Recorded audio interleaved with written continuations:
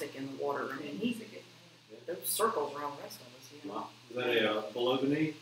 He had one leg below the knee and one leg above the knee. Yeah. And his legs, his prosthetic legs, are like high tech. You know, I've never seen anything like that. You know, with the almost like a restructured Achilles tendon in the back with the Wow. Like super high tests, almost like rubber bands, but allowed him to walk more naturally. I mean, really high tech stuff. Huh. Yeah. Yeah, you don't see many ankle joints. Yeah. Absolute nightmare. I bet. Yeah. I say nightmare. Pretty much impossible to replicate. Yeah. Well, The action of an ankle joint. Yeah, he said that he's been going through a lot of testing and adjustment.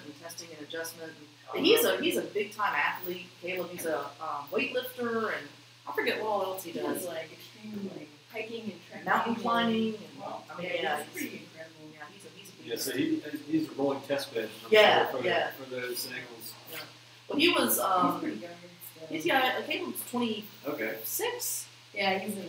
I don't know how exactly, but I think he's still in his 20s. Yeah, I think he's still in his 20s, and it's a Green Beret, so highly trained, highly motivated. You know.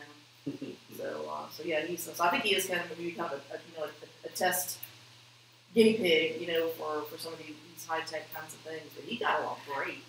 That's cool. You know, we were inside Pan, and so he was like, you know, climbing through the jungles and into Japanese caves and diving and on and off zodiacs. And, I mean, yeah, he was amazing.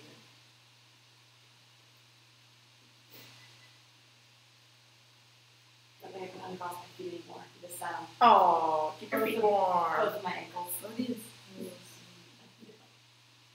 I feel like all workshops need to have a puppy.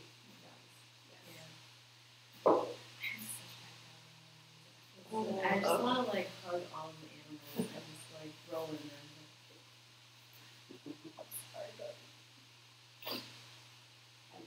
She comes in that place, she drugs herself, and then she just like picks it up and all the cat smoke in the face.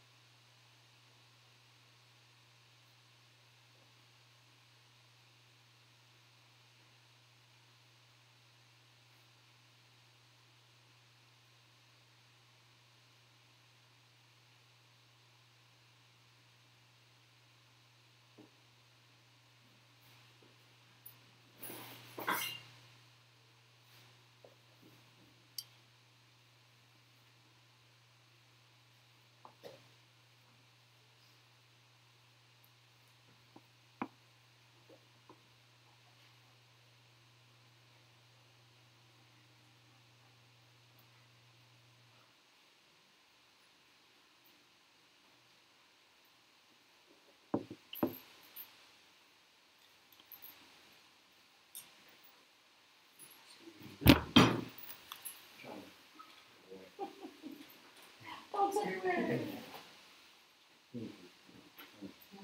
Coming back.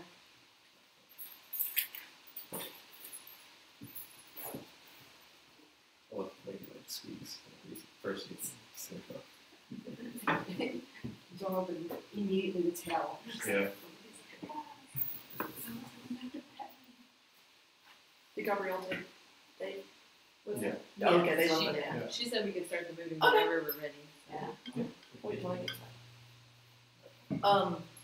Were we gonna see him later? I meant to ask. Is he coming to the pool later? I don't think so. I think he was here for the training. Yeah, You it just sounds hear her. Yeah. And he's kind of hung out a little bit longer than what he was really Okay. planning to. Because we're so much fun. That's right. Yeah. Ronnie, you're coming to the pool, right? Okay, good. Thanks.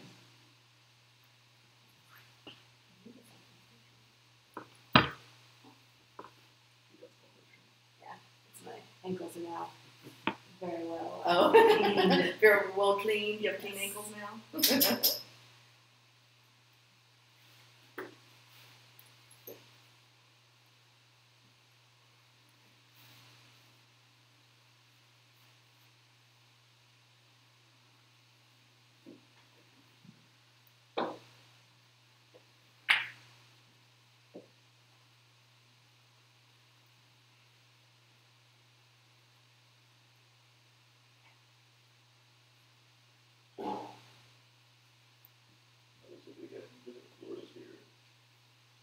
Oh, I'll tripod.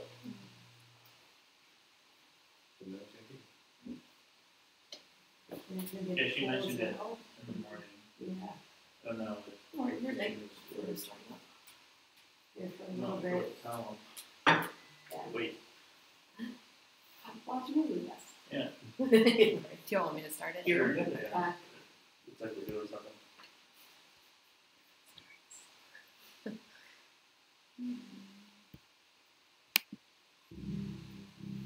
There's like And then must be the reporter. yeah. I don't think it goes with that whole screen, but so.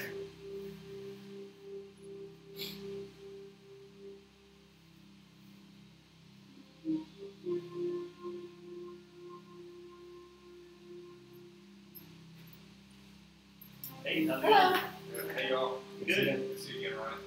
I'm Russ. Hi, Ross. Hey. Hello.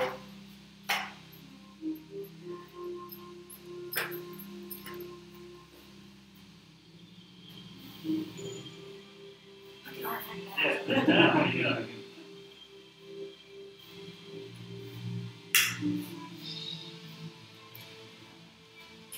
Oh, the music is so intense. It is. It's very intense. Uplifting. It's like the end of like a triathlon, like Yeah. the runners just maybe doing the finish line. The never-ending story.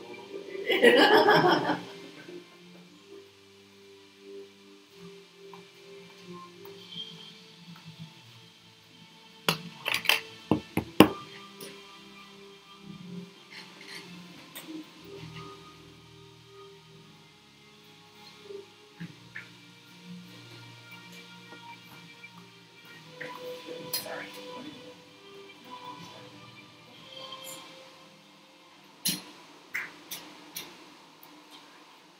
On last day, I've given him mobility since 4-year-old paralyzed his leg at the age of 4. But out there, he doesn't need it. I am Johnny Shepard. When Terry answered the truck a moment ago and swam to a family guy's site of Cheryl Bear, there was no well-intentioned attendant at his side, only his dad's buddy, his able-bodied brother, Jerry. Remarkable, yes, but unprecedented. No, for all of Terry's challenges, the power of these breakers was highly unknown.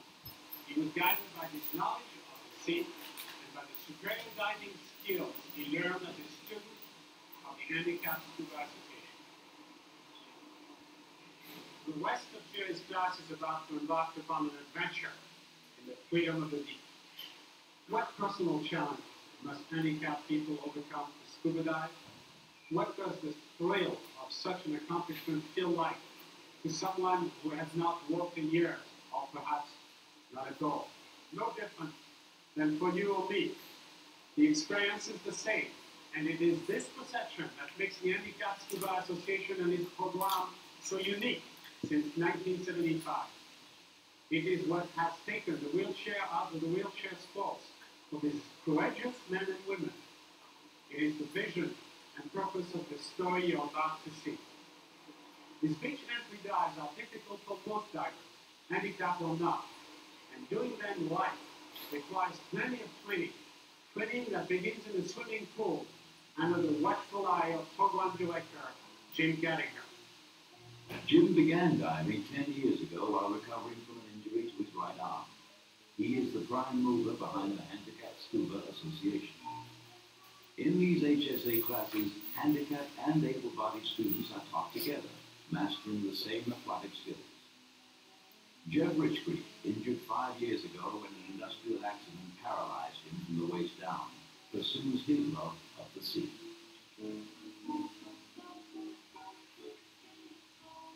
Kim Butler finds that scuba diving adds dimension to her marine biology studies. A stroke when she was 2 years old paralyzed the right side of her body. For ex-paratrooper Ed Ramirez, paralyzed from wounds he received in Vietnam, scuba diving satisfies his quest for adventure. Norm Anderson, polio at the age of 10 hasn't stopped him from becoming an advanced scuba diver, or from helping Jim teach the current flag. Terry Luxemburger says diving is the most exciting thing he's ever done, a statement that inspired his younger brother Jerry. Now they go sea venturing together. Sea venturing. Ken Force, accidental injuries while in the service Sea and paralyzed from the chest down. He likes traveling, especially if diving is included in his getaway plan. The students learn in the pool how to cope with real-life situations that demand sound judgment and decisive action. Now, far into their training, these students confidently practice the exercises they'll need as scuba divers. Kim performs a diving basic, removing and clearing her mask.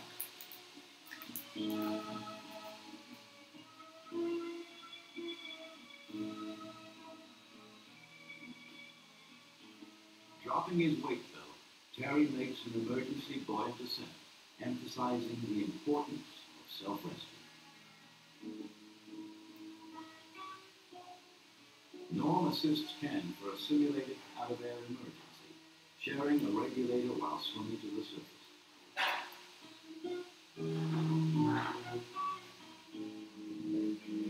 Yeah.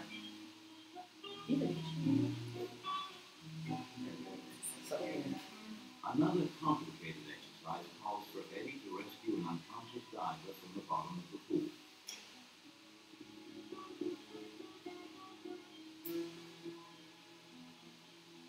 He does it expertly, proving that disabilities don't necessarily hamper one's effectiveness.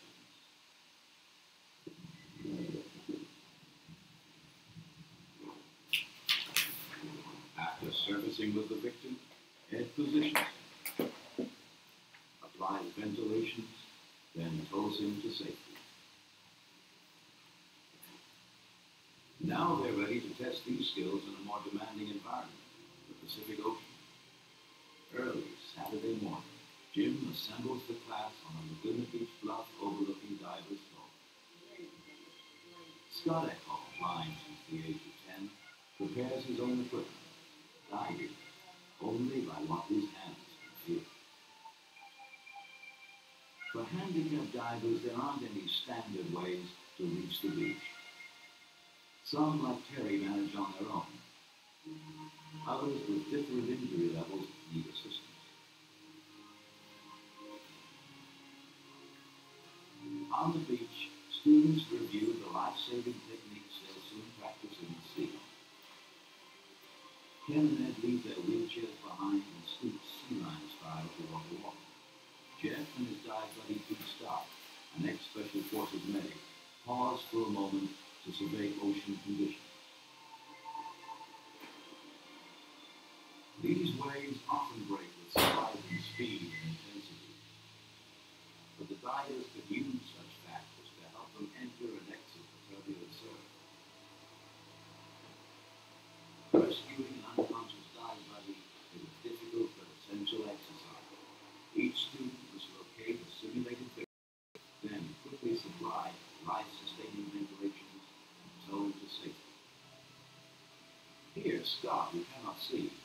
relies on his remaining senses to successfully perform this critical exercise. Each rescuer performs with confidence and precision an undeniable demonstration of pool-time blood strength. Later, the class dons scuba gear and completes their beach training with a surf tank.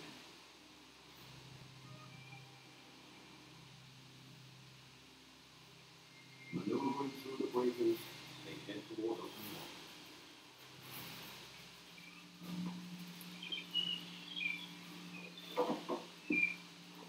A spirited HSA class gathers on deck prior to their surf.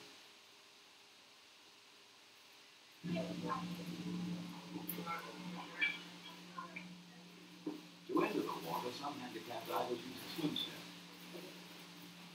while most prefer a forward roll with the gate.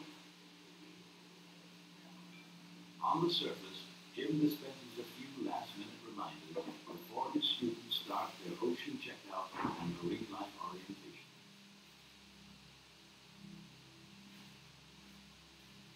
They drift down to a reef, their first up-close look at the ocean floor.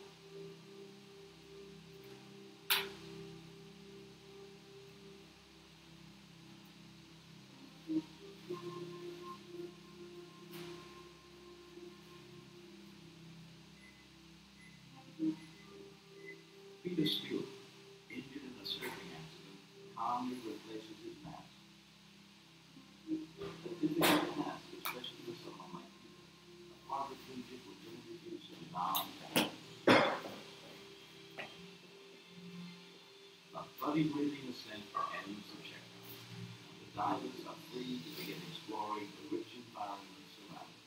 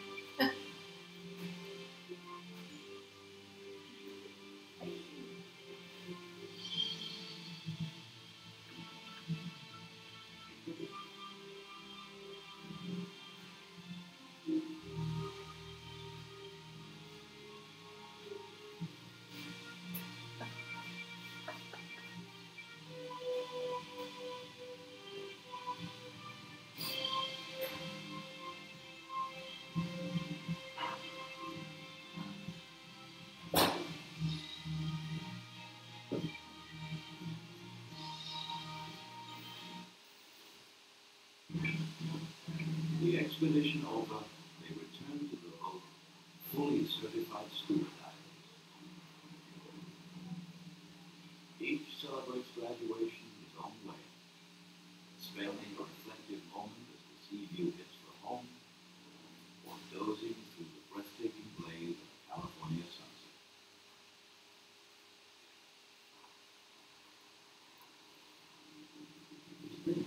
Okay, remember, Terry, only once the mayor. And don't open any blind. Okay, that's why I brought you with me. Come on. Only once the mayor. That's about it. Get your big car. Around the cell, they have to run up around it. Oh, maybe. Hey, check this out. Look at the new style face mask. Look at this gauge sail. This is neat. And look at these dive heads. Come on, get you tempted. This is really fantastic. The front of this flag. Go ahead, buy another. Yeah. Hey, Ed, now all we have to do is go down and buy a boat. Let's go.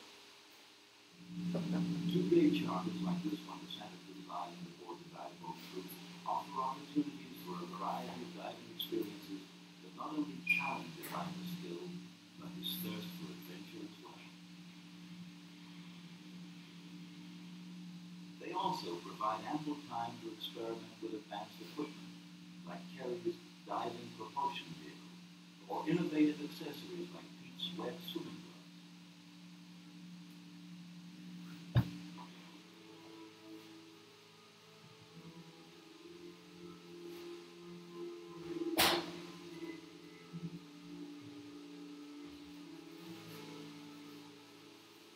Entering a majestic kelp forest, they take note of the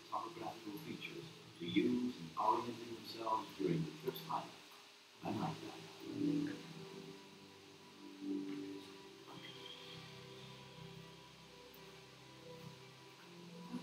Exhibit their evolving awareness within the ocean realm. One diver carefully uncovers a well-camouflaged adult. By now, Terry is proficient with his scuba and swims circles around the able-bodied brother.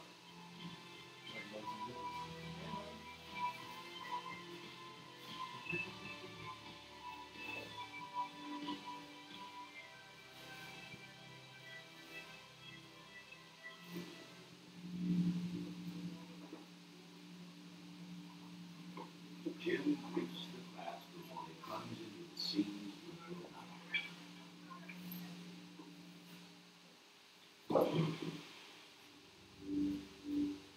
silent, almost invisible, resembling astronauts in outer space, they penetrate the gravity-free atmosphere of inner space. The mysteries of the deep appear all the more mysterious when cloaked in darkness. Gliding along, their lights shine upon a strange metropolis of swaying kelp and foraging sea life.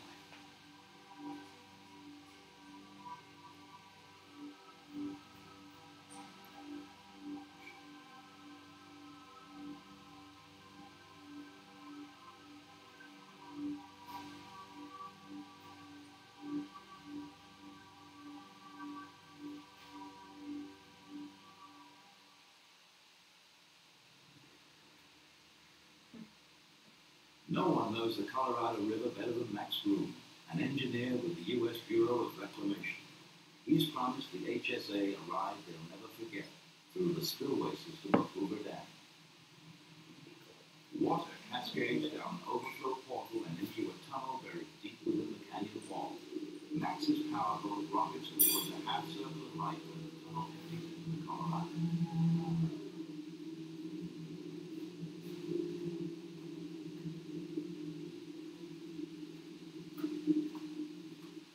In a moment, these divers will shoot this churning stretch of water, Ringbolt Rapids, that travels seaward at speeds up to 15 miles an hour.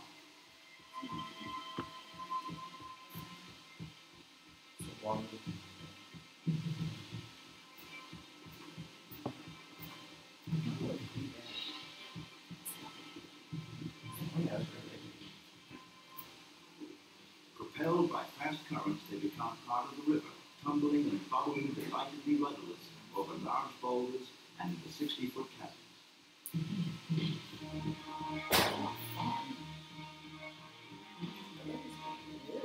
Drift dive. Yeah. A little faster.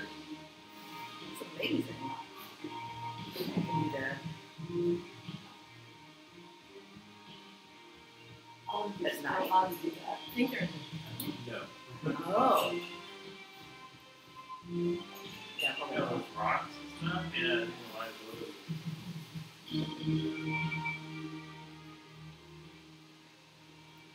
Their jubilation undisguised, the divers surface I lived. Yeah. all the while mentally mapping their next destination.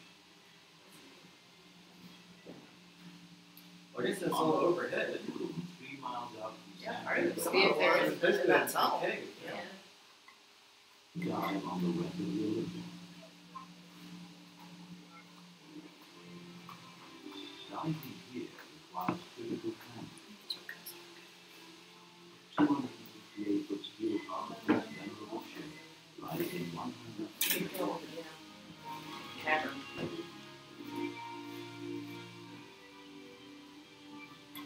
Built in 1877, the Olympic was once a stately merchant vessel, triple-masted, square rigged, that sailed between England and India. But in 1940, she was sunk by a Japanese freighter. A ghostly figure now, her encrusted wreckage forms an artificial reef, home to an abundance of marine life, including a carpet of strawberry anemones and a myriad of fleeting fish flashing silver through the waveless blue.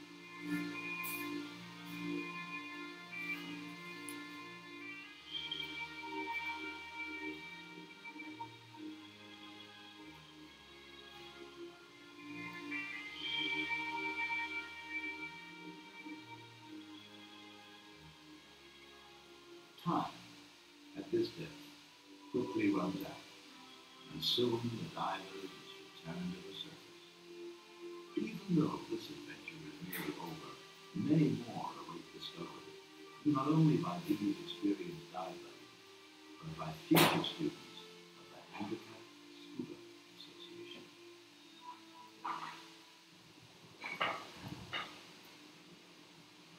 And what motivated you to go scuba diving, and what did you get out of the experience?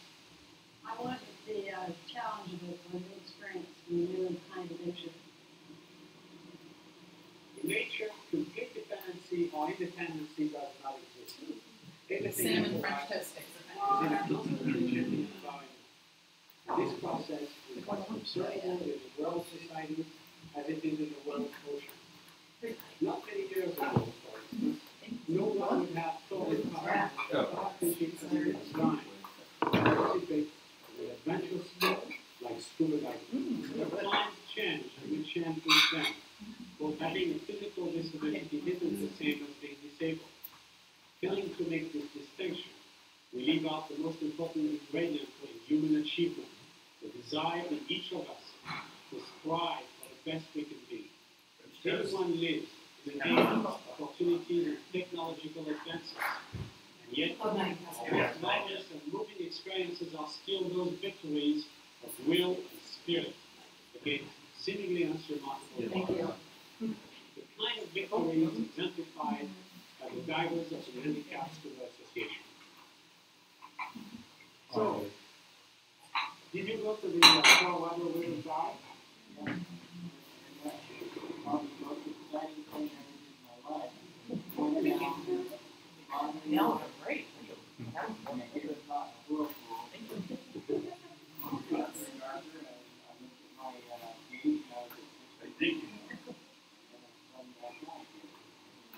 Really? Is that the most memorable dive that you've had? Well, me personally, this is we were out in the areas that were really restricted to the public.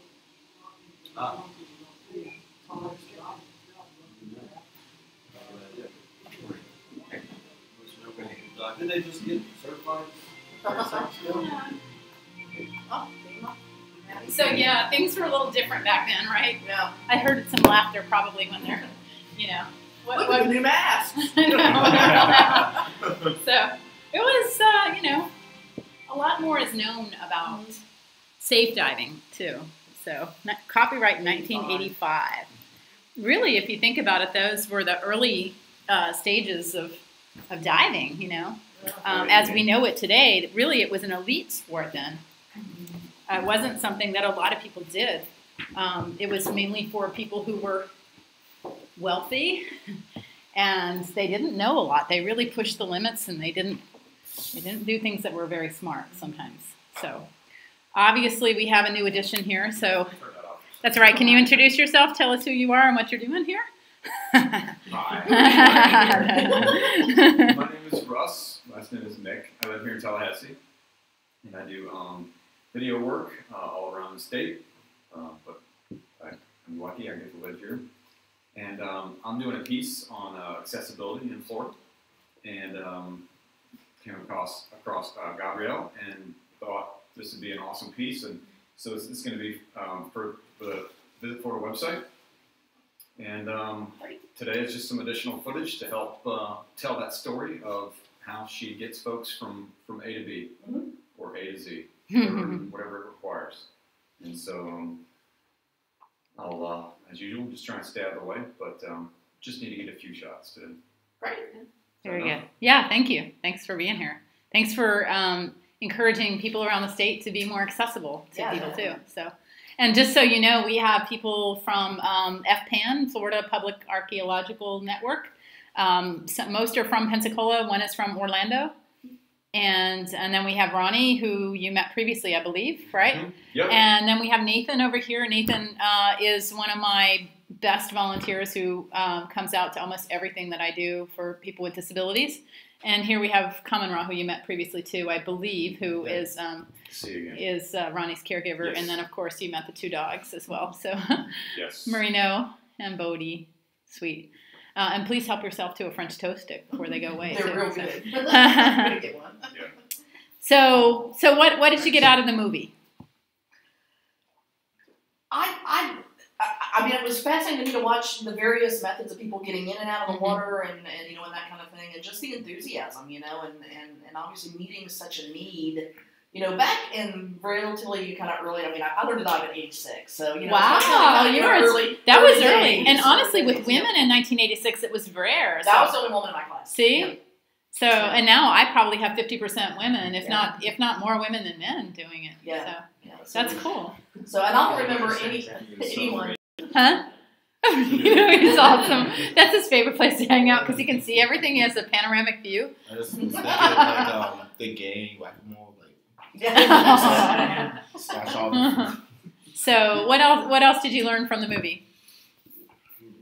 So how capable all of them were. I mean, they just didn't have any problems. Isn't that cool? The other was, And things are easier now. They didn't have adaptive gear like the stuff that I've been showing. They didn't have stuff like that. Yeah, I was surprised they did have the web gloves. The web gloves, The but guy had just invented things like new this for technology. amputees, you know, this is only relatively new.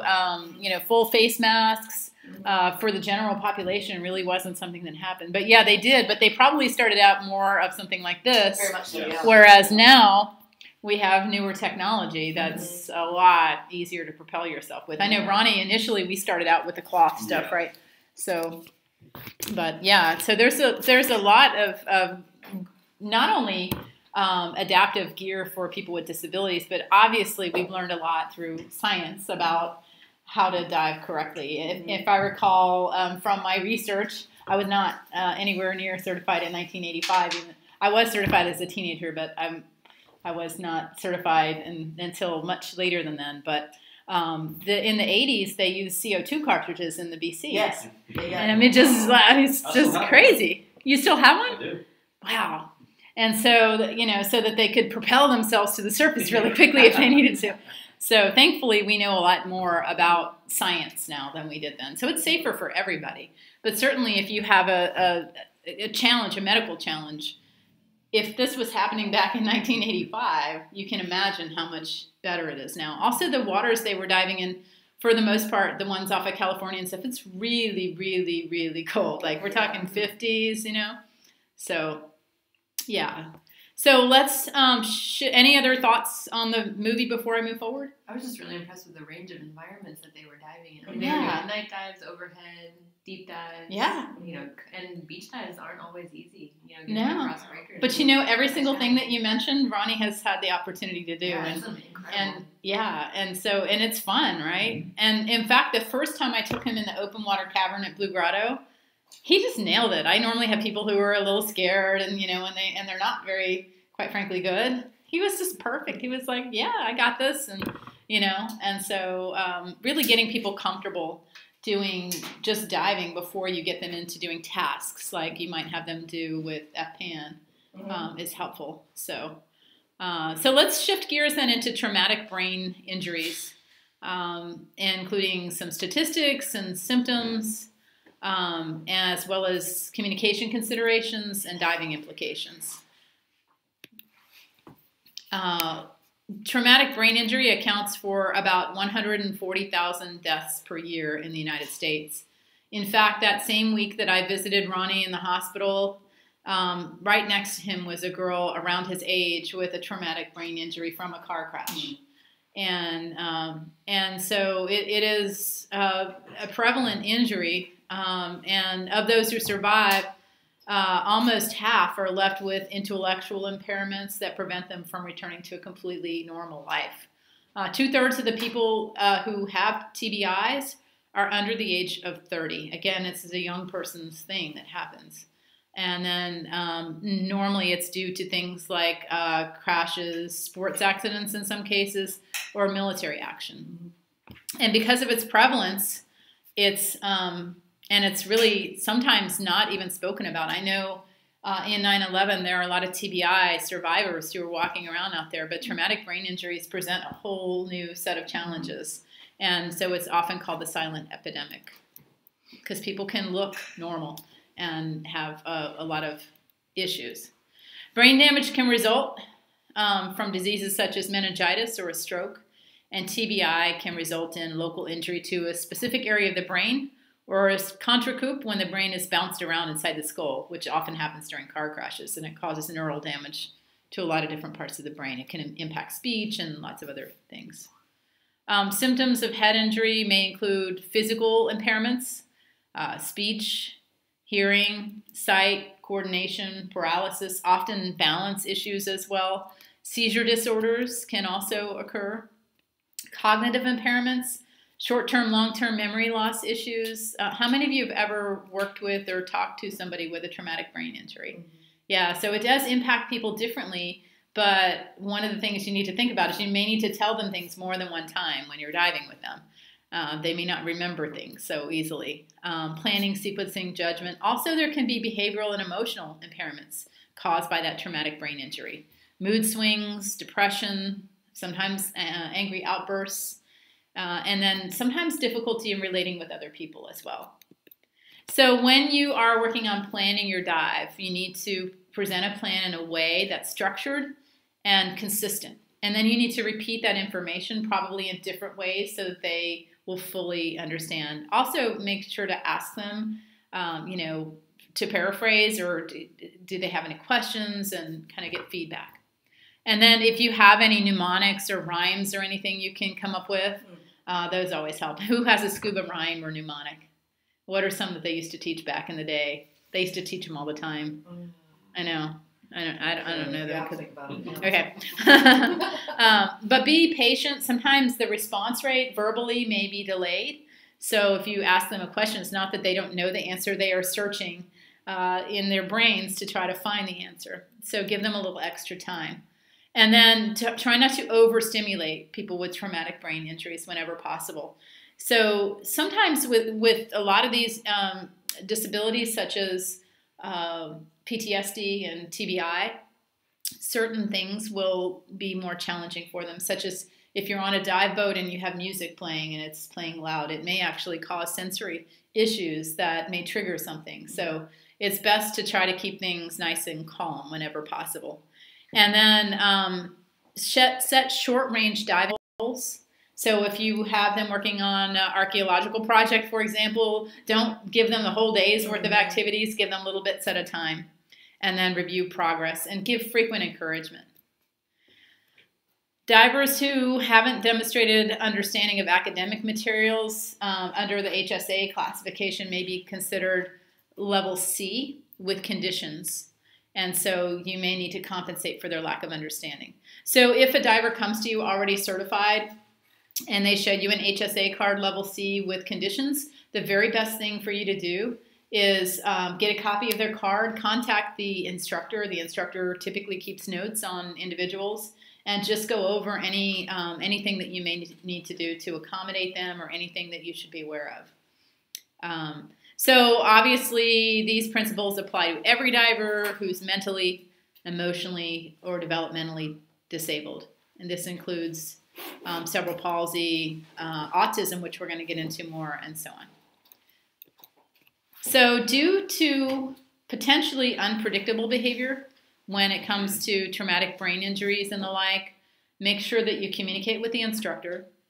And if they have a caregiver or a family member or doctor that you can speak to, especially if they're going to be doing a lot of diving with you, it'd be good to do so that you can understand the risks and also any accommodations you may need to make. The person may be fully capable of telling you all that themselves, but it doesn't hurt to at least talk to their HSA instructor. So that is traumatic brain injury, TBI. We've talked about physical impairments, cognitive impairments, behavioral and emotional consequences, communication considerations, and so on. Any final thoughts about TBIs? Obviously, like with any other disability, a doctor would need to medically clear the individual. Oh, hey, let me know if you want us to flip the lights on. It makes for a better B-roll. Yeah, if you want the blue lights on. I do. I'm sorry. I'd love to get another a brief moment of you maybe just showing these or something. Us, okay. All right. Let me just stage something for a minute. Shall we move the French toast sticks? It's really neat. Who wants another French toast stick? I already had two, so somebody else finishes off. You can't leave two. Yeah, don't throw them away. Oh no, they're not going to be thrown away. I don't believe in throwing food. That just means Nathan wants one. There you go. Okay. Any plates I can take? Sure. Thank you. Okay. Would it be okay to bring that tank in here? The one Of for your course. office? Sure. Yeah. Thank you. I'm done. Thank you.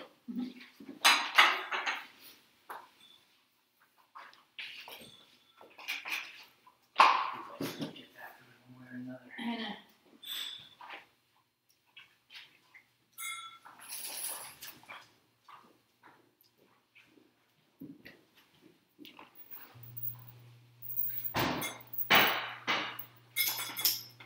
oh, can I take it off, Ronnie?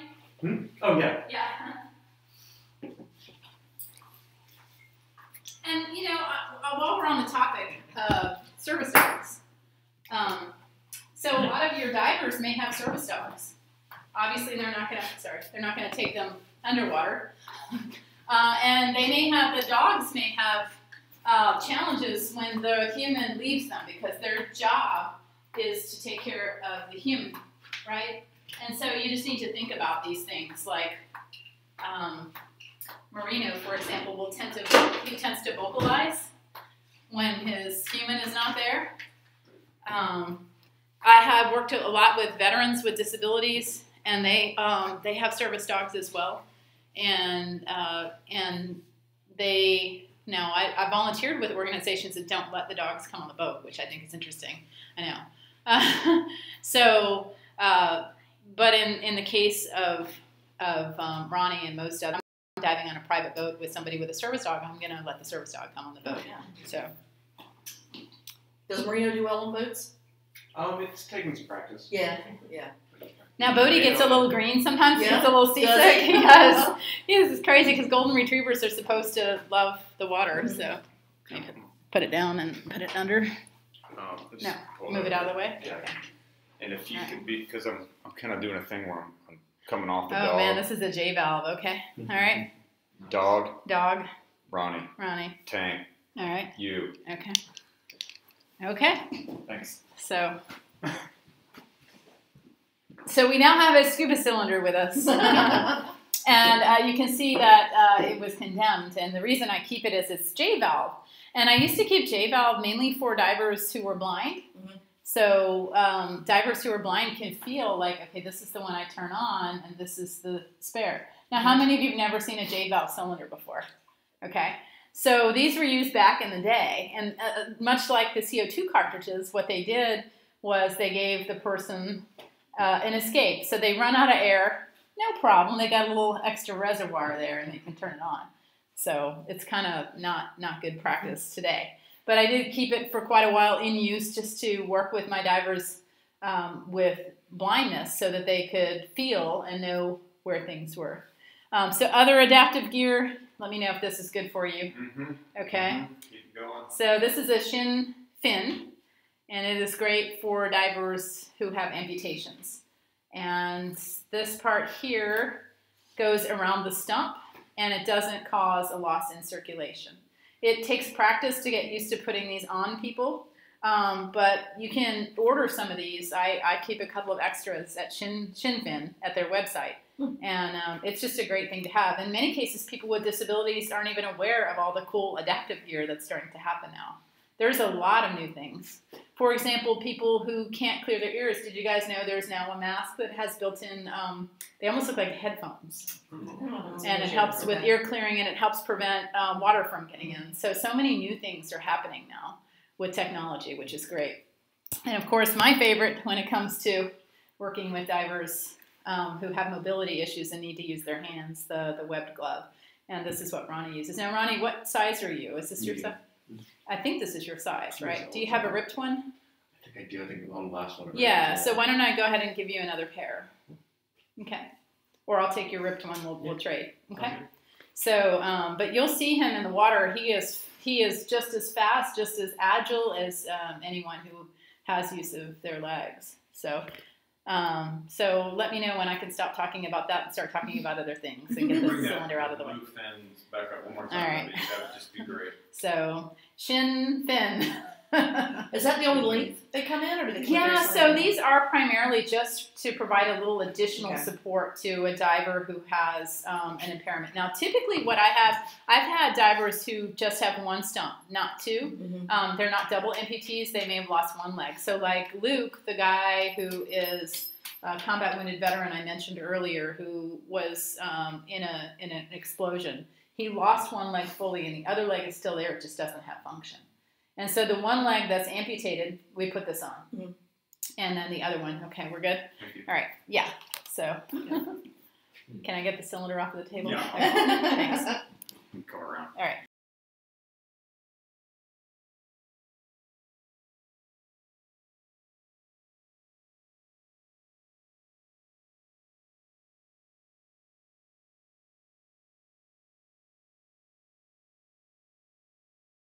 Thank you very much. I can sit back down. Okay, whoops, I might have put the thing to sleep, in which case I need to make sure I'm still recording. Hang on just a minute. Spider-Man into English is a great. Bless you. Is it? Yeah, it's really good. What is? The Spider-Man, the new Spider-Man. Oh, okay. Is really good. It's funny. Yeah, very good. Yeah, the soundtrack's amazing too. Okay. It's all animated, right? Mhm. Okay, that's so bad. We are still recording, so let me go back to.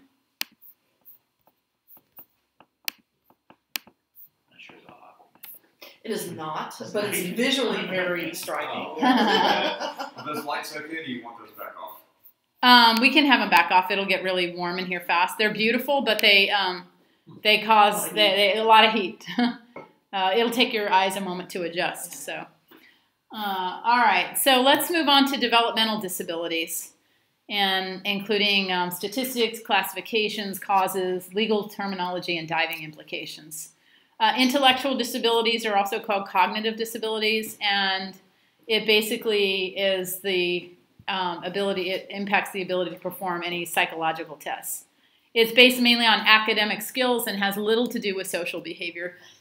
Many people with intellectual disabilities lead an almost completely independent lifestyle, but they might need a little more guidance in a sheltered environment and proper training to handle stress conditions. And there may be additional disabilities that they have as a result, such as balance problems. And some may have epilepsy as well. So let's talk about different classifications. So there are different parts of the brain, right?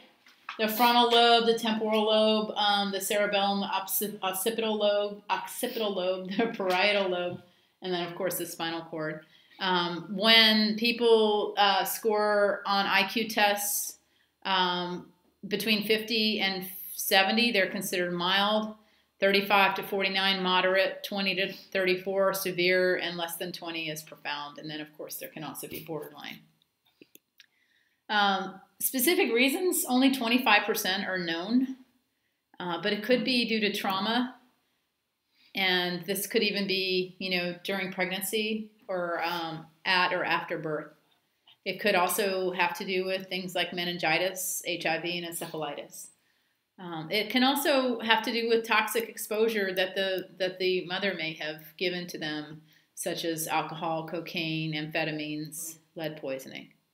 There can be chromosomal abnormalities as well that can cause Down syndrome, and then in some cases malnutrition. In terms of legal terminology, incompetent is the legal term for somebody who has an intellectual or emotional disability and is in the custody of a parent or legal guardian and cannot sign a legally binding document.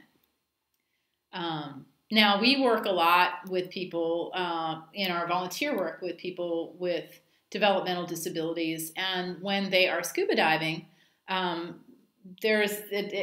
don't need a lot of brain power to do tasks. And so those who can shouldn't be prevented from diving due to intellectual disabilities. Many people only have limited cognitive impairment, and they can perform a lot of tasks, almost all the tasks that other people can. You might have to explain things a little more or use different terminology. In some cases, just like with PTSD and TBI, it might be a challenge with predicting reactions. And if it's formally defined as intellectually disabled, it's less than 70. If they are medically fit and able to perform tasks, then they're eligible only for a C-level certification with conditions. So again, that if you ever see somebody comes to you and they say, I'm a certified diver with HSA, and it says C with conditions, you need to probably have a conversation with their HSA instructor and get a little more information. Typically go ahead. I was just saying their card will have their card will have it. It will Okay. have the instructor's Okay. information, and it will have their any levels as well as any Okay. conditions. So C-level divers need to have 2 dive buddies, one of whom is an adult of the parent or guardian's choice, and who knows them well and can predict their reactions. Now, due to the potential for unpredictable behavior while diving, impaired memory or impaired judgment can also occur. So, again, you may need to talk to the family doctor or the family as well so that you understand risks. So that's developmental disabilities. We haven't covered autism spectrum disorder, but that's what we're getting into next, and we'll have a little more information about that. Any questions so far? Okay. So autism spectrum disorder, it's becoming increasingly prevalent, and we're going to go over some of the statistics, symptoms, characteristics, dive planning, and implications.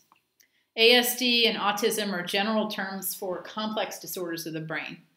Autistic is the most severe.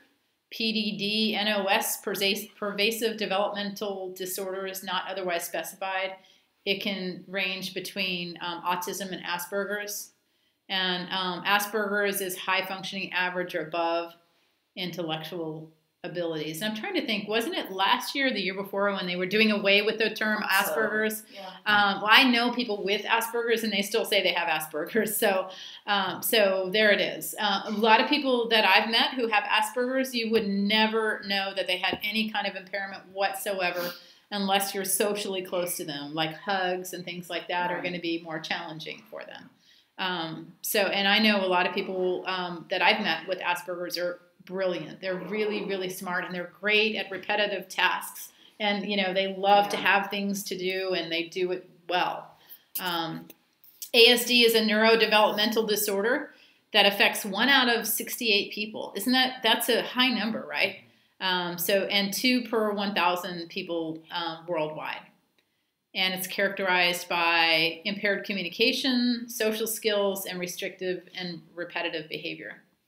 Has anyone in here interacted with people with autism? Mm-hmm. So you know what I'm talking about then. Did you need anything else, or did you want to take a lunch and meet us over there, or what do you want to do? Yes. Yes, okay. Okay. So we're leaving here at 1:30 to head over there. Yeah. Okay. Yeah. And so we'll be there at 2. So, and so you could come like 2:30, anytime between 2:30 and 6 p.m. So, yeah. And tell me again where there was. Between 1835 and 1845 Wanish Way at Florida A&M University. So parking is challenging, but I'm sure if you're going to be there for a short time, you could sneak in. It says no vehicles, and you drive right in. And on one side is 1835, on the other side is 1845. 1845 is a pool that looks like it was abandoned. On the right side, if you're facing the 2 buildings, on the left side is the one we'll be in. And so you can just drive to the back, and then we'll want to carpool over there and use as little cars as possible. And then you can just, find somewhere there to park and come on in. You'll see, you can't miss us. So, okay. Sounds great. All right, great. Thank you. You too. Thank you. See Okay. you Thanks. So when it comes to dive planning with people with autism spectrum disorder, then you need to obviously meet with them, if at all possible, before the actual dive, and get to know them and plan and be specific about planning. Don't just praise them. Tell them why things are planned the way they are so that they have a better understanding, and show them what they need to know.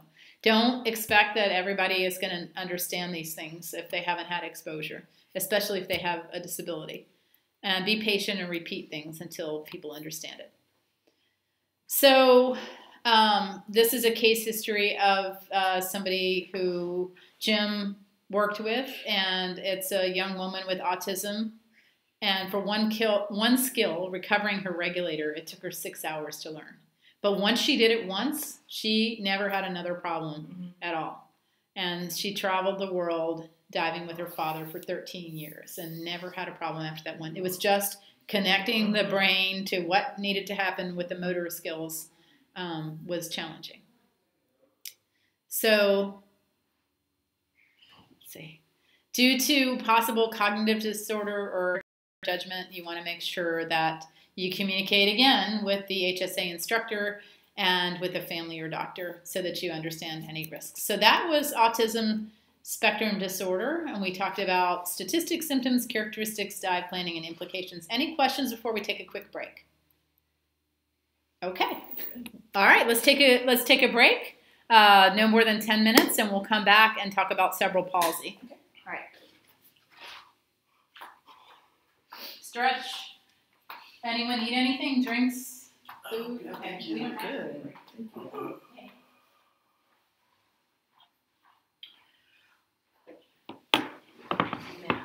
That's right. Yeah, I didn't have it. Nap. Yeah, that would be nice. Blanket perhaps. She's prison all that coke. Yeah. Say it too loud there.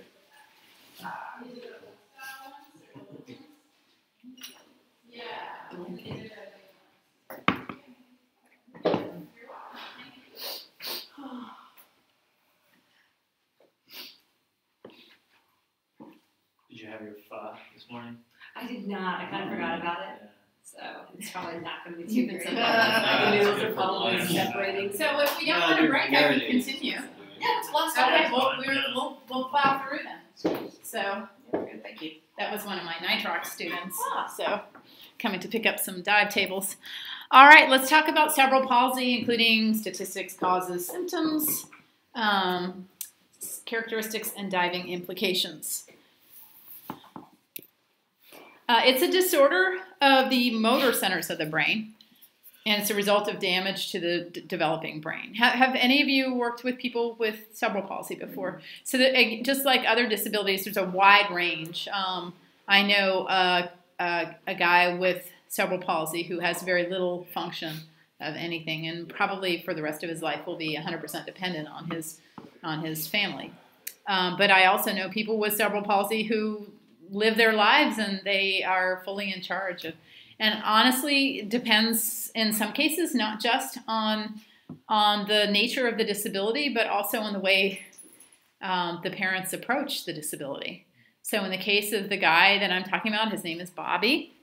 Been a friend of my family for years. I feel like his family has kind of limited him. They kind of overprotect him from experiences, including going to Rotary Youth Camp. He was signed up to go to Rotary Youth Camp, and his mother didn't think that it was going to be, safe enough for him, even though they take hundreds of campers in every year.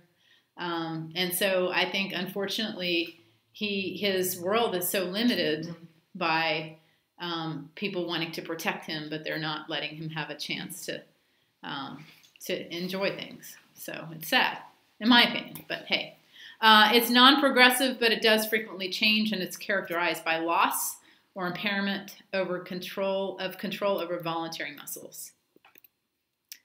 Common causes could be pregnancy issues again, viral infections, brain hemorrhage, premature birth. When people are young, it could be due to encephalitis, meningitis, measles, or traumatic brain injuries. Symptoms. 1 in 7 people have symptoms that are so mild that you would never know that they had any kind of challenge. Others have symptoms so severe that they need constant care. Cognitive disorders are often part of cerebral palsy. And seizure disorders are usually part of the disability, especially in more advanced versions of it. Spasticity happens in over 50% of people who have cerebral palsy. Help me pronounce that, athetosis, are constantly recurring. And everyone I know who has they don't use these medical terms, but constantly recurring series of slow involuntary movements, and then tremors, which are a more severe form of that. Ataxia may happen, which can cause lack of balance. Rigidity is quite frequent in people with CP. Resistance to limb movement, the inability to move certain limbs. And some are classified as mentally incompetent. 50% mentally deficient, 25% dull normal, and 25% normal and above. Physical manifestations don't always indicate the level of mental impact. So some people are physically really challenged, but mentally they're great. And some people are mentally great, but they have physical differences. So here's a case study. During an instructor training course, a young man with cerebral palsy was included in the instructor hands-on teaching experience. And he had poor control of jaw muscles that were intensified with anxiety. And he chewed up the regulator mouthpiece. After 2 tries, he was removed from the pool because they didn't think that he could dive. Now, what would I do differently today? What would I do? Put on the full face mask. Yeah. You know? So, yeah, that's sad. Okay. He had them bring a bucket filled with water now. So this is what he did. And they set a scuba unit next to it. They put the regulator in his mouth. He put his head in the bucket and breathed until he gained control over his jaw muscles. So they did find a way to make it work. He made 3 open water scuba dives during the instructor training course, and he did end up earning a level C certification. So now, anytime there's cold weather, cold water, or anxiety, it can increase symptoms. And you, again, want to make sure that you communicate with cerebral palsy, with the HSA instructor, with family caregivers, anyone who may know as well what their invisible needs may be, so that you understand risks. So that was cerebral palsy. Any thoughts or questions about that? All right, let's go into amputations then.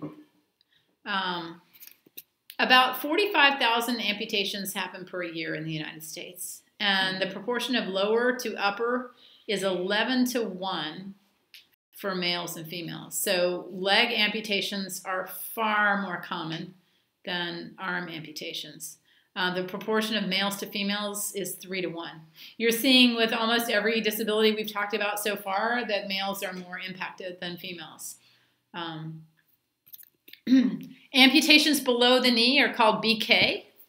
Or bilateral as well as both legs. AK is above the knee. Most amputations are BK, and often they will have prosthetics. Now, the prosthetics, if they have the funding or a grant or something, they may have prosthetics they can dive with. A lot of people that I've dived with amputations do not have a prosthetic device that they can dive with. Do you deal with these at all? Yeah. No. Okay. I wish. I didn't think so, but yeah. Expensive. I mean, it's yeah. $30,000, $40,000, $50,000 for. Right. And people who have both leg amputations have the most trouble psychologically adjusting to their disability. Ronnie and I know somebody who just, was it a year ago or 2 years ago? A year ago, she went in for one amputation and ended up having 2. And she kind of knew, like, her whole life it was going to happen eventually. But all things considered, you know, she's doing really well. AK is above the knee. They have great difficulty walking with a prosthetic device. They usually end up using a wheelchair, and they're psychologically a little bit easier to adapt than below the knee. Sorry. Why is that? I don't know. That's a really good question. That's why I was like reading it going, huh? Yeah. That's a really good question. So I would think if that were the case, you would just say, cut it off there. Yeah. I don't know. That's a really good question. Do you have any insight, Nate? I don't. I would imagine that it just, I mean, it's, to walk on prosthetics is a lot more difficult above the knee, just because it's not as difficult to replicate as the ankle joint. Right. But trying to balance, and sometimes when you stand, you kind of lock your knees. Sometimes you flex them. Right. And they make some of the greatest advances I've seen are in the knees. How just little gestures can change how freely or slowly it swings, and when it locks and when it doesn't. It's kind of more like an iPhone now, where it can interpret very small inputs, whereas before you lose your knees. I mean, you're probably not walking, but if you were to keep your knees and just have the VK, foot and shin apparatus, you'd have to balance on those, and it takes a long time. Just because of the ankle joint, there's no way to replicate that. Yeah. And so it's like kind of walking on stilts, except you don't have the control of your foot, to manipulate what you're walking on, and you just kind of maybe get defeated if you lose your knees, and you're just like, okay, I'm it's gonna be in a wheelchair now. Whereas if you have to try and balance on a couple pegs, basically. Yeah. It could be a constant battle, is my guess. Yeah. I've known people who started out as, it's interesting. I've known people who started out as below knee and ended up needing to lose the rest of, lose more of their leg. So it's interesting. It is. I've had students, but I didn't really get deep into, how did this impact you? So amputations below the elbow are called BE and above are called AE, and that's pretty easy to adapt to. I did have I had a student, a teenage student named Sierra, and she had one arm it wasn't amputated, it was actually a birth defect. And she won an HSA scholarship from me at, Nathan, I think you were volunteered at that camp. It was at Sportsability. Okay. She won a certification from me, and she came, even though she lived out of state. Her grandparents work at St. George Island State Park, and she came, and she had such a great experience, except on the swim test was the hardest thing for her. And I told her, look, if you can pass this, you won't have to have an HSA certification. You'll actually be SCI, full SCI, so full whatever you are, whatever your certifying agency is. And she kind of got in her head, but quite frankly, able-bodied people get in their heads a lot more from my experience than people with disabilities. I always say the biggest disability is fear. And I have found that people who are fully able-bodied are the ones that are just more afraid, quite frankly, and are in their heads. But in this case, she was concerned, and she said during the swim test, she didn't pass it the first time, the exit requirement. She passed the entry.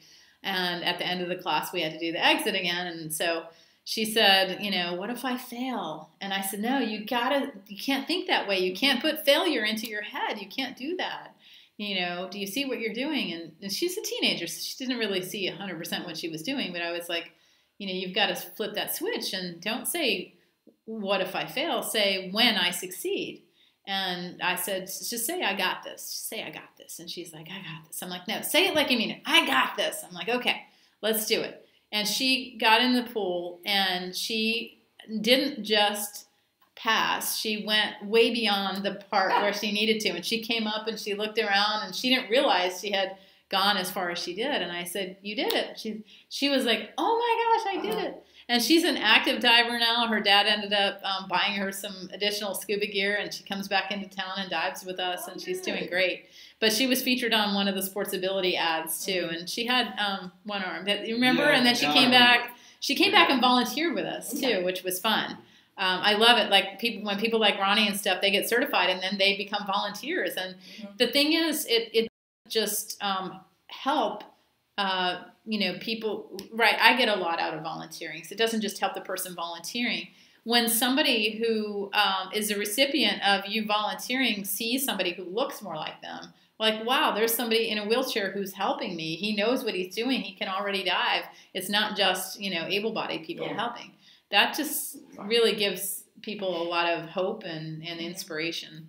So causes can be trauma, malignant tumors, loss of blood supply, including with diabetes. I don't know about you, but I've known quite a few people who with diabetes have lost limbs, narrowing of arteries, and then birth defects.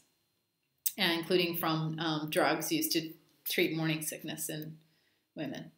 Common term for the residual limb is called a stump, and it takes several months for the stump to mature and reach a steady state. The section nerve ending in the stump may form a growth called a neuroma, and this can be extremely painful when pressure is applied. So what are the diving implications? You must protect the stump.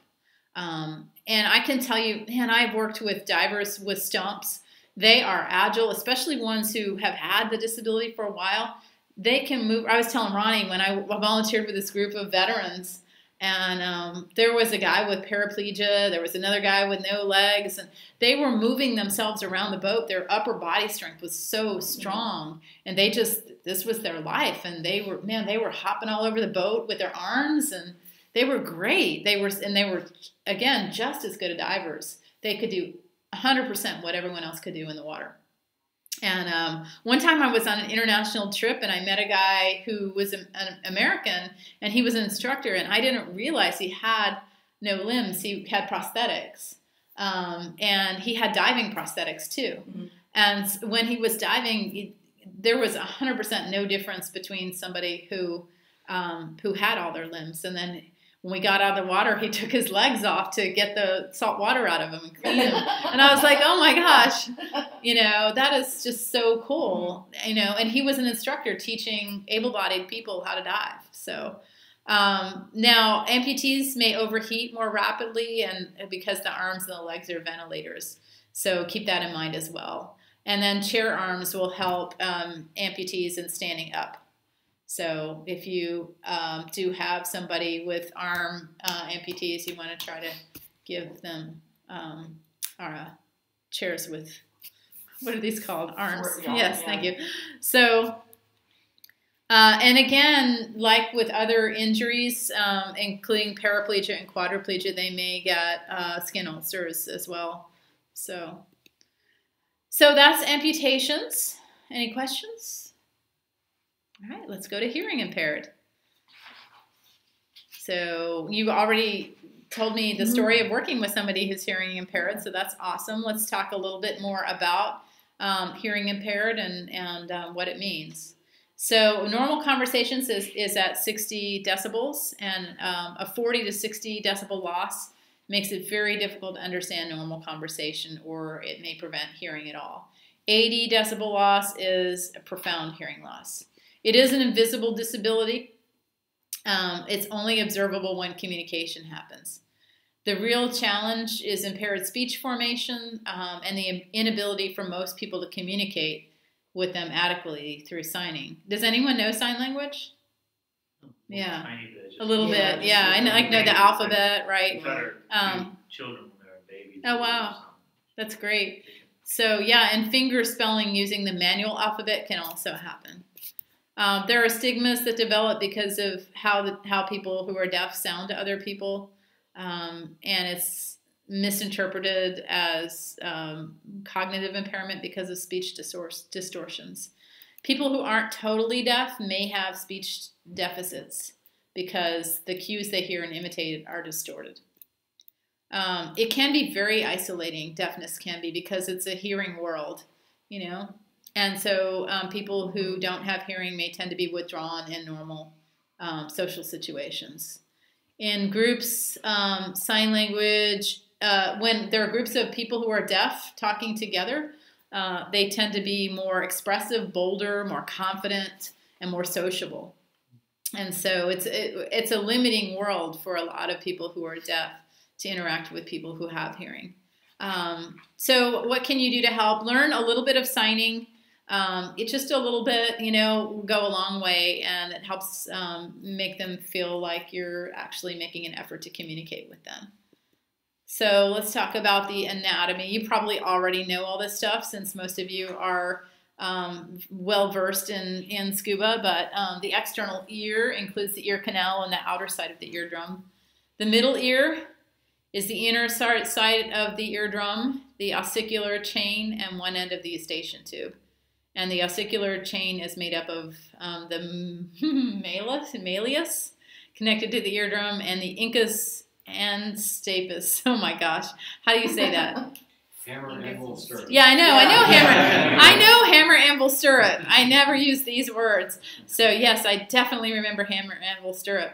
But their vibrations of the eardrum are passed through the chain of the hammer, anvil, stirrup to the oval window, which accesses the inner ear. So the inner ear has a complex system of intercommunicating chambers and tubes called the labyrinth. Those are made up of the cochlea, which function in hearing. Now, just from a side note kind of thing, when I was an undergraduate at FSU, I was a communication major, and we had a substitute teacher who was deaf, and she was just the coolest lady. And anyone who's local may know her. She runs the Mickey Faust theater company. And she did end up getting a cochlear implant. Now, there is a stigma in the deaf culture with people who get these implants, and it's hard. Some people don't accept, they don't understand why anyone would want to have hearing. But there have been a lot of progress. To me, it would be like, Ronnie, let's say that research with spinal cord injuries progresses in the next 5 years, and I know it will, but let's just say that it progresses to the point where people with spinal cord injuries are able to walk again. You know, why wouldn't you? Yeah. But hey, you know what? Who am I to judge? Maybe it's just a different culture when it comes to people with disabilities, especially deafness is so isolating that that there's a culture of people who communicate with each other who are deaf, and they don't really have a lot of interaction with other people. Some people are able to read lips. In this case, the professor that I had, she was awesome. She really was amazing, and she still is amazing now that she has hearing. But for 20 years, she didn't have, 20 years or more, she didn't have any hearing, and now she can hear. So pretty interesting. She does still have a speech pattern that's different. Mm-hmm. So the inner ear has 3 semicircular canals that function and provide a sense of equilibrium, and they connect a vestibule that functions in hearing and equilibrium. There are different hearing loss types, including conductive, which has interference with transmission of vibrations in the inner ear. That's about 20% of people who are deaf have conductive. And structural damage to the eardrum accounts for a small percentage of hearing disabilities. A second kind is sensorineural, nerve deaf, which is where hearing loss from diseases of the inner ear destroy nerve endings, and it's the most profound hearing loss. And this is where most of the cases happen. And then there can be mixed as well. Hearing aids don't compensate for sensorineural hearing loss. They only increase volume. So loss of certain nerves will cause loss of certain and all sounds that can't be compensated for by a hearing aid. Cochlear implants, here we go, where we're getting into some of the disabilities that have diving limits, help restore the ability to hear and perceive sounds, and it bypasses the damaged portion of the ear by sending the signal directly to the auditory nerves. People with cochlear implants are limited to 99 feet or 30 meters of diving, about 100 feet of diving. But it's a medical decision, so the doctor may say 60 feet. It really depends. And it's because of the mechanics of the implant. Exactly. Okay. Yes. Yeah. If a student is lip reading, make sure that you speak clearly and maintain eye contact. And don't over-exaggerate your lip movements to compensate. They're pretty used to reading lips normally. Less than 1/3 of the speech sounds can be visibly detected. So they're catching every other word. Mm-hmm. Don't assume that everything is understood, even if somebody does read lips. So what do you need to do? Repeat things, say things in different ways, make sure that there's an understanding. All right, here is an interesting fact, I guess, a case study of Stanley and Lakin from South Africa. They had never seen the ocean before they learned to dive, and after a 17-hour drive through the backcountry of Mozambique, they saw this. And first time they saw the ocean, they dived in it. And they were deaf. Okay, so this is sign language facts, manual finger spelling using the manual alphabet, and typically signs are done very close to the chest. So did anyone ever learn their ABCs? A, B, C, right? So you could do that if you didn't know full sign language. You could actually use, for certain things, spell them out. So keep your palm facing out toward the reader. American Sign Language. Now, this is interesting to me because there's a whole language that was devoted to people who are deaf, who are underwater, and it's not American Sign Language. It's a whole different language, and you wonder, well, why didn't they just do ASL? But they did. You probably heard about it. You may have seen it, but it's a whole different language. So, but with American Sign Language, it's different than signed English, and it was created by the deaf for the deaf to be highly visible to the receiver, and it's comfortably produced by the signer. It's a gestural language with specific movements, and obviously things like arms, face, head, and body posture impact the way the words are received.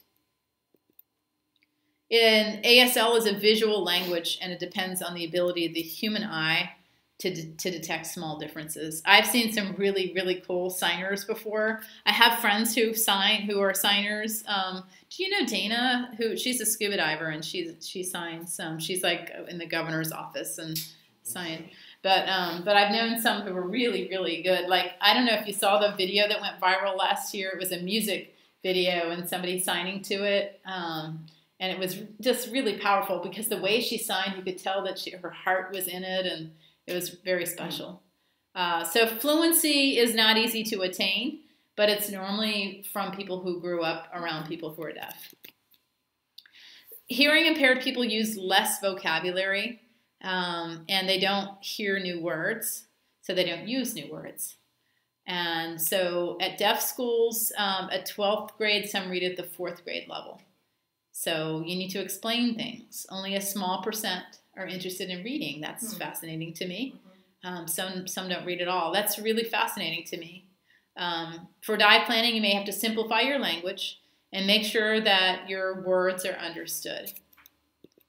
And don't assume, obviously, that they're going to be able to hand them a thing and say, read this. Dive. Yeah. Don't assume that they're going to be able to do that. Right. Here's a case study. Laura, deaf from birth, says to be successful as a deaf person, you need lots of parental input and involvement. Laura's mother banned ASL. She said sign only if she used her voice, and eventually she only used her voice. In the 9th grade, Laura scored college level in reading skills, and this was attributed to her mother. She now has a degree in biology and works full-time. Now, that being said, let me say, I know some really smart people who know American Sign Language who are deaf, and they're really, really smart. In fact, one of my clients is Florida Telecommunications Relay, and they provide adaptive devices, telephones, and such to people who are deaf or hearing impaired. And the executive director is deaf himself. And so, I don't think that ASL alone is that determination. Hearing impaired people tend to be very observant, and they copy what you do. So make sure that you communicate through gestures and make sure that you're doing everything as you would want them to do. Emergency planning. They may not be able to use the telephone or communicate what has happened. And so you need to address this during the dive. Level B certification may be required to compensate for the limitation. And you can see in this picture that they are signing using hands. So in any way, listen, there's no generally accepted practice of this is what you do. Just like with somebody who's blind, you may sign on their hand, or you may decide. You may say, and we're going to get into blindness next, but you may say, if you press down on my hand, that means I want to descend, and up means ascend. You can make up your own signs. It's okay. Now, this is not a very fun case study, by the way. After a boat dive, a deaf diver came up with his dive buddy, very excited. People were on the boat yelling and waving, and he was waving back, but his dive buddy was in trouble. So the buddy who didn't have a disability was in trouble, and the diver who was deaf couldn't hear the cry for help, didn't turn around to look, and so on, and the buddy drowned. Now, that's obviously very, very rare, but you need to have visual contact even at the surface. So that's hearing impaired. Any final thoughts or questions on that before we move into sight impaired, vision impaired? Okay. So let's talk about that. Does anyone want to grab their lunches or anything else at this point while we're talking? No? Okay. Did you guys pack your lunches or are you going to get them on? We were going to grab them. I have goldfish. Would anyone like goldfish? There's granola bars here too. Oh, I know, but I mean, I do have things. I have lots of snacks in my office if anyone needs them. Okay, so let's see here.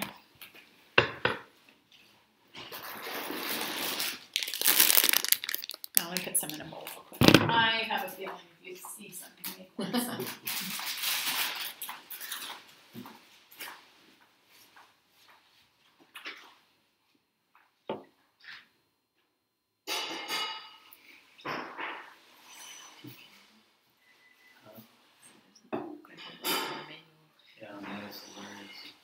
What's that? There's one left. It's done.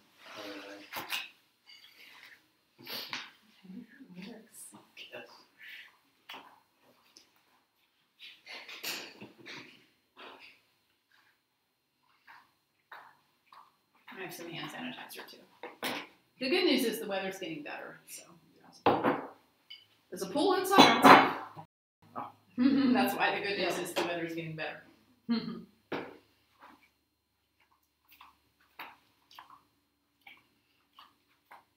All right. When it comes to the five senses, vision is our most efficient source of information. 85% of what the information we receive is through sight. And vision occurs when light reaches the retina at the back of the eye. It stimulates certain chemical responses that are conveyed to the brain through the optic nerve, and it's a very direct information source. So the optic nerve is actually an extension of the brain itself. Causes of blindness can be congenital or acquired, total or partial. The retina can develop problems such as inflammation, detachment, decrease in nourishment due to pressure within the eye, glaucoma. So I personally, I know a lot of people who are blind and they have different conditions that cause them to be blind. Most of the people I've met were not born blind. Interestingly, I have a kitty cat who was born blind, and she seems to just that's all she's known. Mm-hmm. She just completely she echolocates. And there are studies of humans who echolocate as well. But so people that I've talked to who have lost their vision completely, or even primarily lost it, but were born with vision, they tend to visualize a lot. So if you describe things to them, they have a really good understanding of what it is you're saying. For people who were born blind, you may need to be a little more descriptive and, and more tactile. Visual centers of the brain also, blindness can occur from trauma, stroke, or disease. With partial sightedness, a legally blind person's visual acuity is 2200. And I'm considered legally blind if I'm not wearing, contacts or glasses. But it has to be correctable. It has to be non-correctable in order to be considered legally blind. And when a legally blind person is 20 feet from what they're viewing, I knew somebody would want goldfish. Yes. Thank you. When a legally blind person is 20 feet from what they're viewing, they see what a healthy person sees 200 feet away. There can also be tunnel or peripheral vision due to retinal degeneration. Tunnel vision can include seeing straight ahead with no peripheral vision. And peripheral vision where people only see peripherally with no straight ahead vision. I did get to dive with somebody with peripheral vision only. And it was through Veterans Oceans Adventures. It was in South Florida. And he could only see out of the side. So obviously he had a mask that was clear. And he, and his vision out here, by the way, was not great. It was very limited, but he could at least see something. And it was, he loved it. It was really cool for him to dive. And I would bring sand to him, and he would just sit there and play with the sand. And, so it's neat. And you wonder, why would anyone who's blind want to dive? Well, why not, Yeah. So, and I think, like with David, so many people don't realize that it's even an option. Ronnie, I think when I when I met you and started talking to you more about all the outdoorsy things you loved, I asked you if you were already a diver, thinking that if you were already a diver, I could convert you. And you said no, but I've always wanted to learn. And that's when I said, look, if you want to learn, look me up. I'll give you a scholarship. And he said something like, I didn't know I could dive.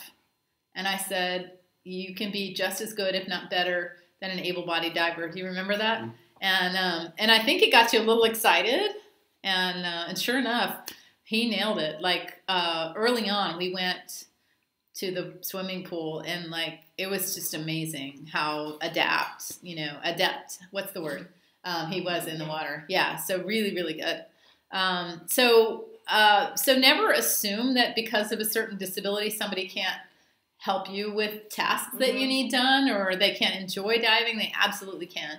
So this guy with peripheral vision only, yeah, he could do a lot. He could do absolutely everything that an able-bodied diver could do, and maybe was a little more observant of things. So retinal degeneration is usually genetically inherited and progressive, where people gradually lose their vision. And the people that I personally know who are blind, other than David, who obviously it happened with a gunshot, with most of the other people that I've known, they knew they were going to become blind at some point. They had a condition, and it just was timing. So loss of visual acuity includes far or nearsightedness. It's tested using an eye chart, and most will lose vision after the age of 40. Total blindness diving. Okay, allow me to demonstrate. So why dive? It's a visual sport, right? For adventure, for accomplishment, for involvement in a normal life with friends, family, for physical exercise, for emotional stress relief, for all kinds of things. So blind divers like to hear and feel objects. And this ability is in all of us, but when people don't have vision, they tend to obviously use those other senses more. People who are blind have a special facility known as tactile vision that helps them explore the environment by touch. And so, for example, when I picked David up in my Tesla, the first time I picked him up, which was just, a week ago Monday, I picked him up, and he was like, first thing he asked, what kind of car are you driving? Because it sounds different. It's electric. And I said, it's a Tesla. He's like, a Tesla? Wow. He goes, can I just check it out? I'm like, of course. And so he's out there, touching my car and feeling it. He's like, wow, this feels really nice. What color is it? And I tell him red, and he's like, wow. He's fascinated by it. He calls it a spaceship on wheels. But, if anyone at a distance was looking at him hugging my car, they might have made some assumptions. So, but yeah, tactile is really important. And so, if you're doing a task, an archaeological task, I could certainly see where somebody who could enjoy that experience. So,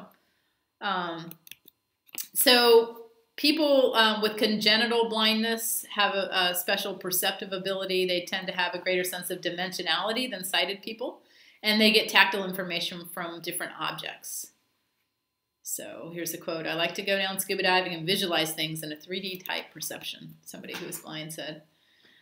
Communication, auditory social cues are typically how they rely on communication. And intonation and hesitancy in a voice are basically like body language to somebody who is not sighted. So you need to choose your words carefully to get your point across, and give really a lot of detail and verbal explanations. Also use tactile communication whenever possible, such as with a dive boat orientation, if you're going to explain things. Now, when, Ronnie, you were here when your mother brought her friend on Friday night, right? So, and he was blind. And I always like to explain to people, and people who are blind love to be oriented, kind of, what am I looking at? What's around me? Like, for example, when we were driving back, David said, I didn't know that Nicole was in the room until, and I was like, it's my fault. I actually completely forgot about introductions. Thank you for catching that. We were doing them, and then I got sidetracked, and I completely forgot. But typically with somebody who's blind, I like to orient them by the clock, because they can relate to a clock. At 12 o'clock, you see this. So if I'm getting a plate of food for somebody who's blind, I'm going to say, Your potatoes are at 12 o'clock. And I orient them to what's on their plate. If you've never had the experience before of dining in the dark, have you guys heard about Dining in the Dark? It's a national program, and communities across the nation are doing it, and it's a lot of fun. Have you done it, Nathan? No, I haven't. So why are you laughing? Okay. Not paid the power bill and had Well, it's worse than that. So they actually completely black out a room. And the one locally is done at the University Center Club. So it's big. There are hundreds of people there. And you have full experience of being deaf. I'm sorry, being blind. You have full experience of being blind. And from the time you get in there and they're walking you to your table, you have no idea who's around you. You have no idea. You don't know if other people are sighted or if you don't know anything. And it's a great experience, to figure things out and give you that that feeling of what it feels like. And we're going to do some of that in the water too. So, but yeah, try to orient things in terms of the clock is really, really helpful. Some people fabricate a Braille slate, but I can tell you the people I know who are blind do not use Braille. I know several people, including Randall, do not use Braille at all. Mm-hmm. So you make sure that you understand what kind of communication method they prefer. But if you did use Braille, you would place the blind diver's finger onto the Braille and spell out the message. With a sense, use a signal tube attached. You could use a cord, a line, and tie knots at 1 foot intervals so that they could feel it as well, so they would know how fast they're ascending. With navigation, you can let them feel the sand ripples on the bottom for orientation to the shore. And maybe even explain to them what you're going to do. We're going to go down to the bottom. It's at 30 feet, and we're just going to feel, so you can feel where the shore is. And then for their orientation to the shore, you want to, just kind of point out things, including their degree of separation from the shore. With emergency planning, they may not be able to locate the exit point, the boat, the beach, or even the telephone. And so level B certification may be required to compensate. Tactile communication is how we convey messages with people who are blind underwater. And so you need to figure out what to do. Now I'm going to share with you kind of some examples of what are frequently used, and it'll help. And we're going to practice these in the water. So the sight impaired person will know the standard hand signals and answer with them. And you can add different tactile signals to them. So for example, if you're diving somewhere where there are certain things that you're expected to see, maybe turtles or something, you could give them a different sign for turtle that tells them they're being surrounded by turtles. So again, for tactile signals, some examples: descending would be pressure applied to the back of the hand, maybe with one finger. Ascending, pressure applied to the, everyone practice this, right? Okay. Pressure applied to the palm of the hand, one finger. Okay. Okay, one firm squeeze to the biceps, and they may squeeze you back. Obviously, you need to be in 100% touch contact with somebody who's blind. You cannot let them just go dive by themselves, right? So you are going to be in touch contact with them. Bottom time, you could inscribe a circle with your finger in the palm of the hand, indicating gauge, and then firm squeeze to the wrist, and then count the time by squeezing the fingers. Generally, when I dive with people who are blind, they just know that I have their backs, and they don't really want to know or feel the need to know what their air is at. I'm going to overcompensate if anything. I'm going to make sure that they have lots and lots of extra air in their cylinder. I'm going to make sure that we come up super early, right? And neutral out, circular motion, so you can make up your own signals because there's no universally accepted signal. So that was sight impaired. We covered a lot of things. Any questions about sight impaired diving? All right, let's go into multiple sclerosis. MS is a disease primarily of adults 20 to 50 years old. It affects 1/3 of 1 million Americans, and there's a high suicide rate of people with MS. It's multiple scarring of the brain and spinal cord, central nervous system, and it produces widespread nerve-related symptoms. There's really not 100% agreement on what causes MS, but it may be a viral attack on the central nervous system that demyelinates neurofibers, resulting in short-circuiting of the neural system. No virus has yet been isolated, and MS does tend to run in families, so it's not classified completely as hereditary, but it does tend to run in families. My aunt, my mother's sister, had MS, and she died at a young age from MS. She got it in her 20s. She was very active, and she was, people with MS can have minor symptoms or they can have complete disability in a short period of time. In her case, it was the latter, and she spent most of her life in a wheelchair. The range of symptoms varies tremendously. Most people you meet with MS, you'll never know they have it. And so they may be people who want to dive with you. And it's, you know, all you need to do is be aware of some of the concerns, which we'll talk about. And it's a progressive disease where symptoms typically grow worse over time. About 5% have debilitating symptoms, and 95% don't even have noticeable symptoms. It generally doesn't significantly shorten a person's life expectancy.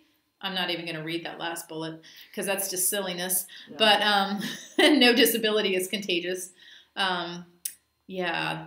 So, but it doesn't significantly shorten. But I have to say it depends on the nature of how severe the MS is. So, like with my aunt, it definitely shortened her life. So, general symptoms: fatigue, loss of sensation, loss of balance, coordination problems, paralysis, bowel and bladder problems, spasticity, double or blurred vision, blindness, slurred speech, impaired memory, pain, and depression. In severe cases, people are in a wheelchair. They may not be able to manage by themselves, and they may need an attendant to push them and feed them. So my aunt did need somebody to feed her. She was unable to do pretty much anything very quickly. They tend to be intolerant of heat. Heat is something that is their enemy, okay? It really can cause the symptoms to become a lot worse. And they may become exhausted during physical activity, which just further makes the symptoms worse. It can also cause seizure disorders. Ways to manage MS include nutrition, rest, prompt treatment of any infections, personal skills, recreation activities, including scuba, hydrotherapy. Here we go again for my dream, right? Dynamic adaptive physical education, and there's been a lot of research around MS, and truly almost all research shows that having physical activity really, really helps control the disease. There was just something on CBS Sunday morning, who watches that?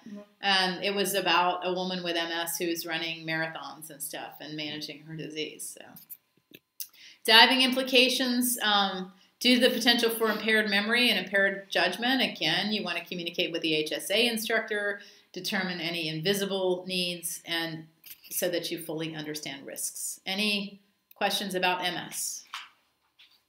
All right, I know this is a lot of information. Yeah, it's a lot of information in a short period of time, but we're getting through it. Muscular dystrophy.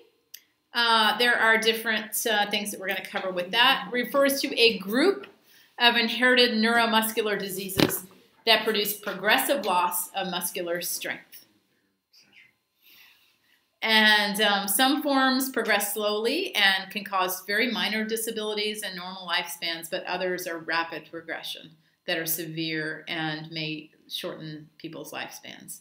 There are 12 diseases listed as true muscular dystrophy, and they are a total of 250,000 nationally. 2/3 of cases are children. So let's talk about some types. Facioscapulohumeral strikes children in their teens, causes weakness in the face, shoulder, and upper arms, and the lifespan is usually normal. Limb girdle usually strikes in late childhood or early adolescence. Most become severely disabled and unable to walk by middle age, and they normally have a shorter lifespan. Here we go again. Duchenne, the most familiar form of the disease, strikes children between the ages of 1 and 5, progresses rapidly. Normally a wheelchair is needed by adolescence, and the lifespan is shortened, typically by respiratory failure. It can also result in lung scarring, which is obviously a contraindication to diving. If there is lung scarring, they cannot dive. There may be cognitive deficits, learning, judgment, and memory disorders, and there are 40 associated neuromuscular diseases. Now, when Nathan and I volunteer, we do see a good amount of people with muscular dystrophy, and we keep them at the surface.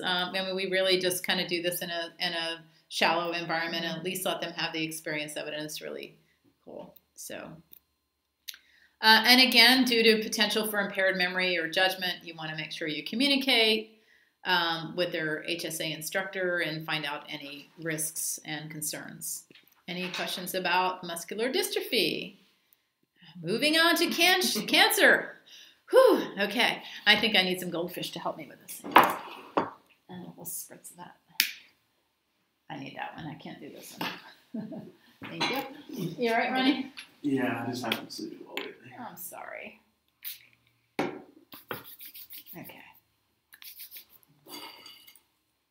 Okay, so let's talk about cancer. Cancer patients may be diving during or after their course of treatment. I've had several cancer patients in my class, in my classes, and in one case, I did Make-A-Wish for a teenage boy. It was right around September 11th a few years ago, and every September 11th I'm up in New York, and I speak at the services. But this September 11th was tough because my best friend, her mother was in the hospital and she was not doing well. So literally I was at hospital side and I saw this message saying, I don't know if you can help. We found you and we were granted a wish through the Make-A-Wish Foundation because my son has cancer. And he's doing well right now. He's in remission. And we want to take this trip. That was our wish. It's 4 of us are going to... where was it, Ronnie? It was Christine. Great Barrier Reef in Australia. Wow. Right? And so I gave them 4 scholarships, and they took the class together. Oh. And it was so much fun to help be part of that wish. And they got to dive, and they came back, and they're still active divers, especially the mom. So it's really cool. Yeah. So, all right, let's talk about... and so far he's doing really well too with his cancer. So cancer patients that are receiving or who have received chemo and radiation, and both manifest symptoms that you need to be careful with when it comes to diving. So there are many types of chemotherapy. Most patients are on a chemo cycle, and during the cycle, white blood cells are used up. How many of you have known or have been somebody who has gone through chemo? So you know that people are zapped at certain points in their treatment. The immune response falls off after day 1, and the lowest point of immune response is between days 10 and 14. And then it slowly starts to come back as the bone marrow makes new white blood cells. When the white blood cell count is low, the patient is extremely susceptible to infection.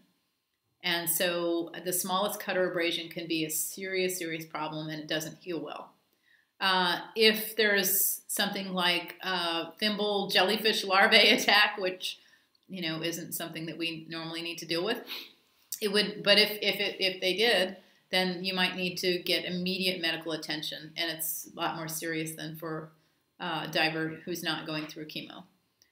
Patients who dive during their course of chemo are advised by doctors to take a prophylactic antibiotic as well. Radiation therapy is often given every day for several months, and they're not likely a patient in the midst of a course of therapy who will be able to dive. There's normally people undergoing radiation therapy are not going to be scuba diving. The patients who have completed their course may have sun sensitivity, weakened bones, and weakened lungs. Sun sensitivity can occur for 1 year following radiation, sometimes longer. And so you really need to avoid exposure to sun in the radiated area. They need to wear a neoprene or Darlex suit. Weakened bones. In the area where the radiation has been received, bones are weakened and they never recover. So you need to take precautions in donning the gear in the water. Don't walk around or climb up ladders wearing a heavy BCD. cylinder and weight, so you may need to make accommodations for them. And the HSA C card will help clarify when any special needs they may have. Radiation therapy, diving implications. The third one is weakened lungs. And so the diver needs to discuss with a radiation oncologist the fact that are they a candidate for scuba diving. And it may be inadvisable if they've received radiation to part of their lung. Exhaustion may also happen. People who are going through chemo may not be able to make more than one dive in a day. Mm-hmm. Quite frankly, Ronnie, right, one dive for you is sometimes about all you can handle. It's the getting in and out, I think, that's the most exhausting part, right? And so a lot of times we have 2 dives planned or 3 dives planned, and we just may do 1, and that's okay. Mm-hmm. Just know that may happen. A diver who has both chemo and radiation should wait several months after the conclusion of radiation to dive again. That's cancer. All right. One more film. Goldfish. Time to eat goldfish. All right. Did you turn the volume down? Okay. There we go.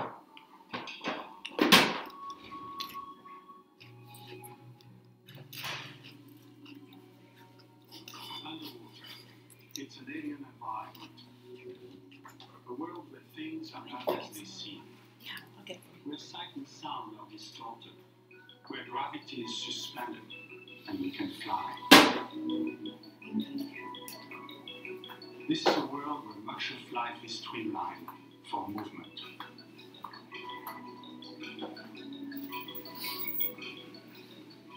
At best, we are only brief visitors here. Water is 800 and air, and we are obliged to move differently.